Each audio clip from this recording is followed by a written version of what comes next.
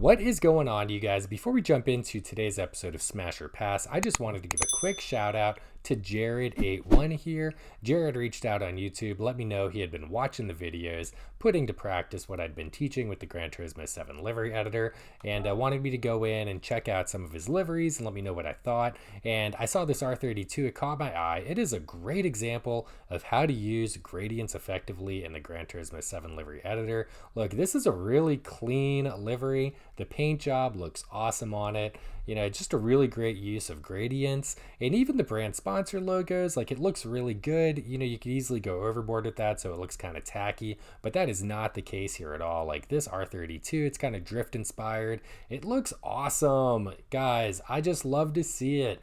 I'm a huge fan of customizing cars and making them your own. You know, that is why I do all of this content with the livery editor. That's why I enjoy the livery editor so much. And I really just love to see you guys watching the videos and putting to practice what I teach in the videos. It makes me feel good, makes me feel like I'm having some kind of an impact, however small it may be.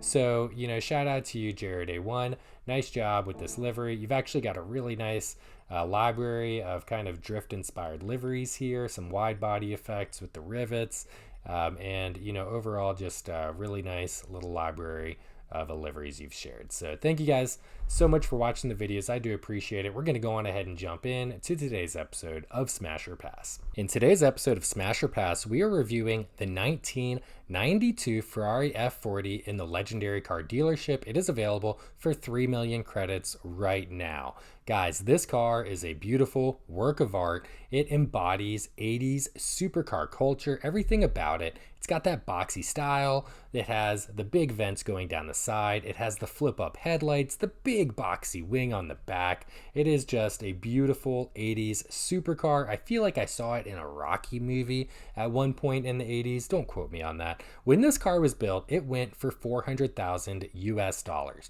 The United States was only able to ever import 200 some odd of these cars. There were only a total of 1,000 some odd of these cars ever built in the history of the vehicle. It sold for 400,000 US dollars when it premiered in 1987. This car premiered 1 year later than it needed to because it was built as a purpose designed vehicle from Enzo Ferrari himself. It was actually the last car that Enzo ever designed for Ferrari, and it was built specifically to go up against the Porsche 959 in the Group B FIA races of the 80s. Unfortunately, those races were discontinued in 1986, so instead of going head-to-head against the Porsche 959 on the track, this car became a production car. And boy, was it a production car. If you wanted to buy one of these today, that $400,000 would be probably around $1 million US dollars, but because of appreciation, depending on condition, these cars can be had for 1.5 to 2 million US dollars.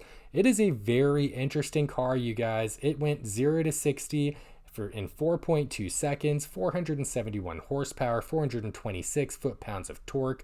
Again, it is a beautiful car. Let's go on ahead and see what it sounds like. Yeah, sounds great, right? Sounds like a classic 80s Ferrari. The interior, you know, no frills. It's got the big, long shift knob, right? The whole gear shift there. It's got bucket seats with racing harnesses. Gauges on the dashboard. Roll cage. Beautiful car. Probably 3-piece wheels. Brembos. Drilled out. Amazing body lines. Mid-engine, of course. You've got dual intercoolers sitting right on top there. Pretty sure I just saw a fire extinguisher in the passenger seat. Looks like a key to open the hatch for the rear engine. So let's go on ahead and buy the Ferrari F40 for 3 million credits, but before we do, let's see what Haggerty has to say about it. The F40 was the last Ferrari to have been personally approved by the company's founder, Enzo Ferrari. The development code name of the F40 was LM, standing for Le Mans. You can see that it was designed as a road car while it has the appearance of a serious race car. Some say that the F40 suffers from turbo lag and a peaky engine, but I consider it to be a very refined example of Ferrari engineering. Many professional drivers maintain that the engine has very few shortcomings if it is properly controlled. That means if you have the driving skill, you can handle it. And for 3 million credits, we're going to find out whether or not we have the driving skill and can handle this car.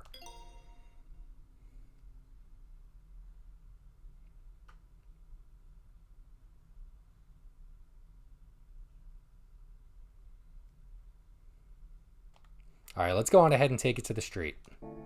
So we are at Special Stage Route X, and this is where we are going to be testing peak power. We're going to be testing top speed. We're also going to be testing our quarter-mile time and the 0 to 60 time. Let's go on ahead and see what some of these metrics are quoted within the game. So we've got 471 horsepower, 426 foot-pound of torque.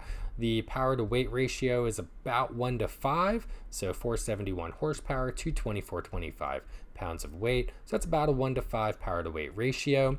The car is quoted 0 to 0.25. That's our quarter mile time that's quoted. 12.15 seconds. Remember, this car is completely stock, and for this top speed and top power test, we are keeping it completely stock. We are on sport hard tires. We have made no adjustments to the suspension, no performance upgrades, nothing at all, completely stock, just so we have consistency to see how this car handles against its baseline that's quoted here from Gran Turismo. Now, this car was also quoted from all of the spec sheets of the 80s and early 90s to have a 0 to 60 time of 4.2 seconds. So we are absolutely going to test that today as well. So let's go on ahead. We're going to line it up here right at the start line and see what we're able to get for a quarter mile time, our top speed, and our 0 to 60. We're going to do TC set to 1 just for our launch, and then we'll turn it down right after we launch. For the quarter mile, we're going to go in 3, 2, 1. Here we go.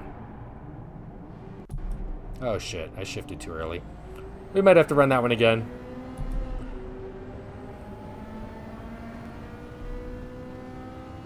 That was our quarter mile right there, and that was easily under 12 seconds. So we're going to save that replay. We're going to go back. We're going to do a, just a picture perfect snapshot of where we were when we went across the 400 meter marker. But let's go on ahead and see what we're able to get for a top speed. If we remember the Porsche that this car was going up against in the 80s, it had a top speed, I think, of 194 miles per hour. Let's go on ahead and see what we're able to do stock on the Ferrari F40. Right, 197. Can we get 200? Wow, I'm impressed. 199. This car is completely stock. Wow, 200. 200 completely stock. That's impressive. I'm impressed. All right, let's go on ahead. We're going to check that replay real quick, and we're just going to see what we're able to accomplish with that poor, that short shift. We shifted way too early, I think, from first to second. Let's go on ahead and see what we're able to do. That's where I short shifted. And we're looking for the 400 meter paint. There we go. 11.1. And okay, so we crossed the quarter mile at 11.15 seconds. Let's see if we can improve on that. We're also going to use this next run to test our 0 to 60, just because that first run, of course, we short shifted, so the 0 to 60 is going to be wrong as well. All right, we are back at the start-finish line. Let's go on ahead and see what we can put down for another quarter mile time, and we're going to pay very close attention to our 0 to 60 this time as well.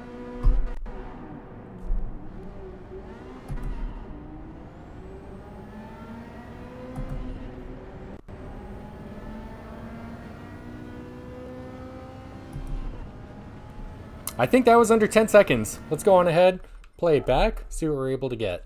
Let's go ahead and check out 0 to 60. Okay, so that is 61 miles per hour at 3.53 seconds. And that, of course, is way faster than the 4.2 that's quoted from the factory.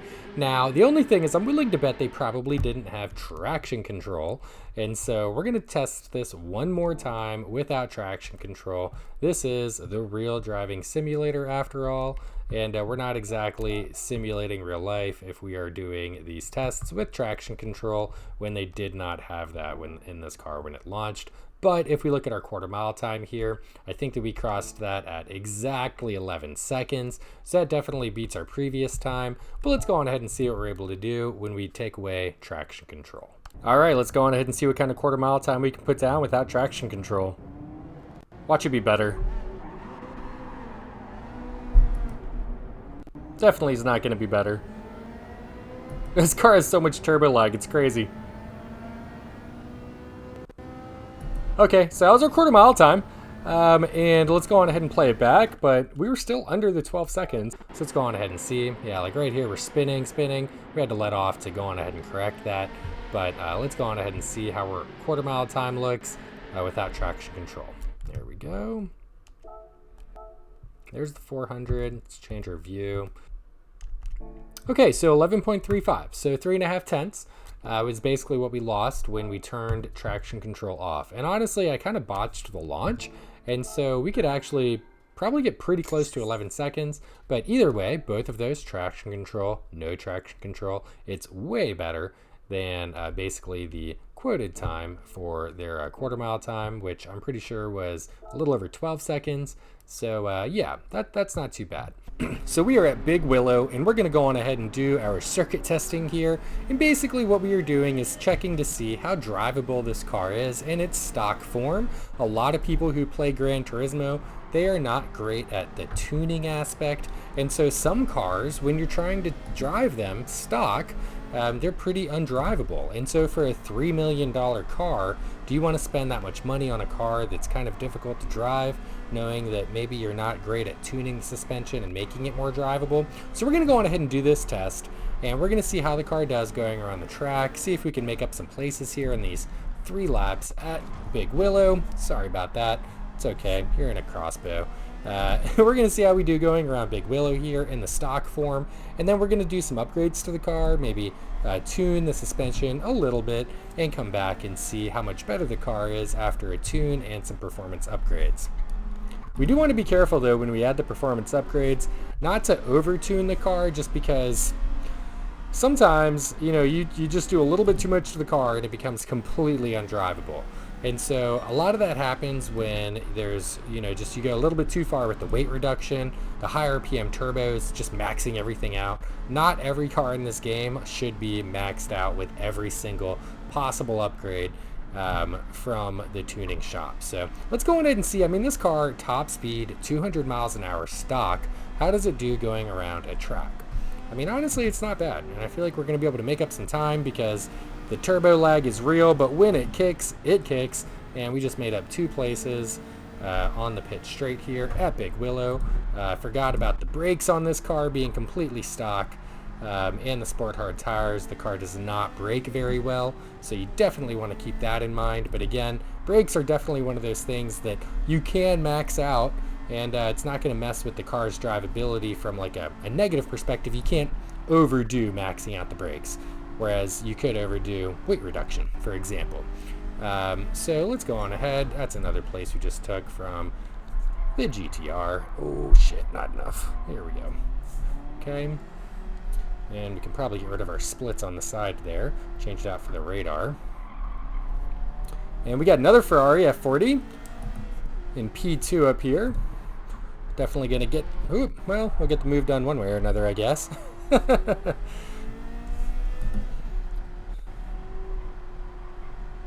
The undulations going around the turn there, you definitely feel them just like you can with a lot of the cars.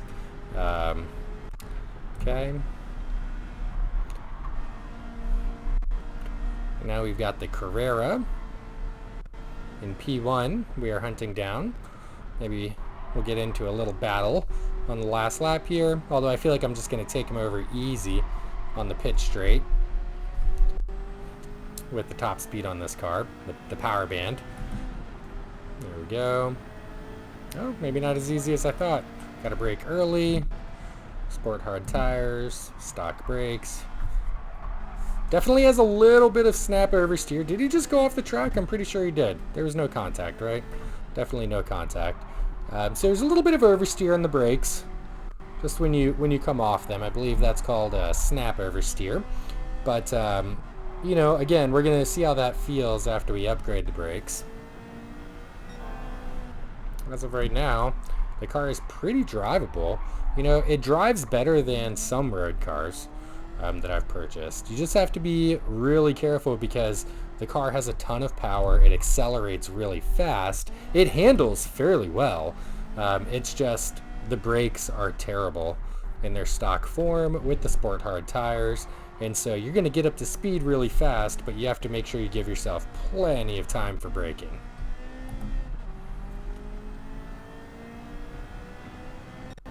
And I don't normally drive in the bonnet view like this, but, you know, these headlights, come on. You just have to admire the headlights. Let's not bottle it on the final corner. Nice and easy.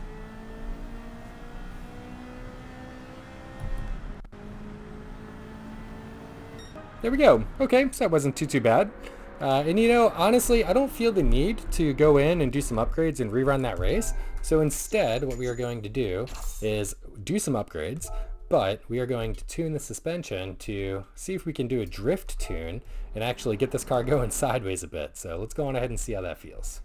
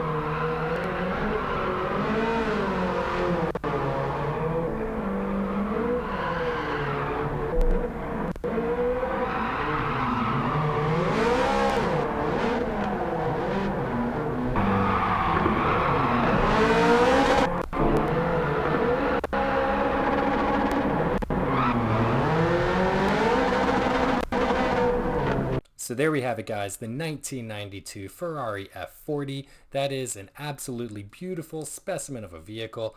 3 million credits in the legendary car dealership right now. Guys, if you have not bought this car yet, I 100% recommend you head over to the dealership and buy this car right now. It is just a gorgeous car. It is fun to drive. It's not difficult to drive at all, like they were kind of teeing it up to be when you were going through the purchase process at Haggerty's. Honestly, you know, with a little bit of tuning of the suspension, this car is totally drivable, and it's just fun to look at. It's fun to drive, and you really do feel like you're owning a piece of motorsport history when you add this to your garage. So guys, definitely head over to the legendary car dealership and spend the 3 million credits to buy this car right now. You do not know when it's going to come back around in the cycle, so you definitely do not want to miss out on this opportunity. If you have already bought the car and you've already taken it out for a spin, let me know what you think of it in the comments below. But guys, thank you so much for stopping by, watching this episode of Smash or Pass. If you liked the video, please don't forget to hit that thumbs up button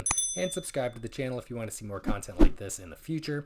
And if you have any requests for the future episodes of Smash or Pass, drop those in the comments as well. I would love to hear what you guys want to see reviewed. So thanks so much again for stopping by. Have a great rest of your day, and we'll see you next time.